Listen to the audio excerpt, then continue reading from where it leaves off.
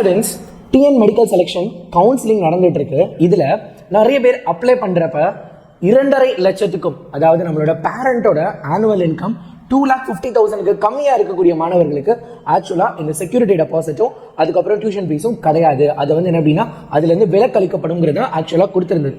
ஆனா ஒரு சில மாணவர்களுக்கு அவங்க அப்ளை பண்றப்ப அதை கட்டணும் அப்படிங்கிற மாதிரி காமிச்சுது. ஸோ இந்த கன்சர்னை நம்ம ஆல்ரெடி என்ன அப்படின்னா மெடிக்கல் கவுன்சிலிங்க்கு நம்ம வந்து ரெக்வஸ்ட் பண்ணியிருந்தப்ப அவங்க என்ன கொடுத்துருக்காங்க, இப்போ ஒரு லேட்டஸ்டா அப்டேட்ல குறிப்பா SC, ST, SCA, SCC Christian converted இந்த கேட்டகரியில இருக்கவங்க யாராவது வேலிடிட்டி முடிந்த, அதாவது ஏன் இந்த பிரச்சனை வந்திருக்குன்னா வேலிடிட்டி முடிந்த இன்கம் சர்டிபிகேட்டை அப்லோட் பண்ணியிருந்திருப்பாங்க அல்லது புது இன்கம் சர்டிபிகேட்டை அப்ளை பண்ண மறந்துருப்பாங்க பாத்தீங்களா, அவங்களுக்கு தான். ஸோ அவங்களுக்கெல்லாம் இந்த செக்யூரிட்டி டெபாசிட்டும் டியூஷன் ஃபீஸும் கட்டணும் அப்படிங்கிற மாதிரியான ஒரு ஆப்ஷன் காட்டுது. ஸோ அதை நீங்கள் சரி பண்ணிக்கணும். இல்லை ஆக்சுவலாகவே இதுதான் என்னோட பேரண்ட்ஸோட ஆண்டு வருமானம் அப்படிங்கிறது நீங்கள் நிரூபிக்கிறதுக்கு உங்களுக்காக ஒரு ஸ்பெஷல் இமெயில் ஐடி கொடுத்துருக்காங்க. So you can see this email ID. உனக்கு இந்த இமெயில் ஐடி கிளியராக தெரியும்னு நினைக்கிறேன்.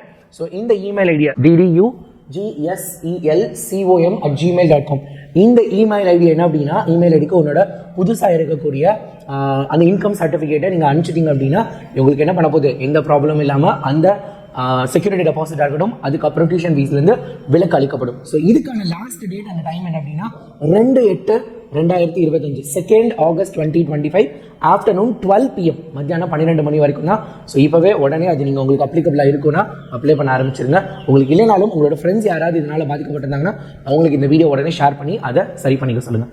ஓகே, டாடா.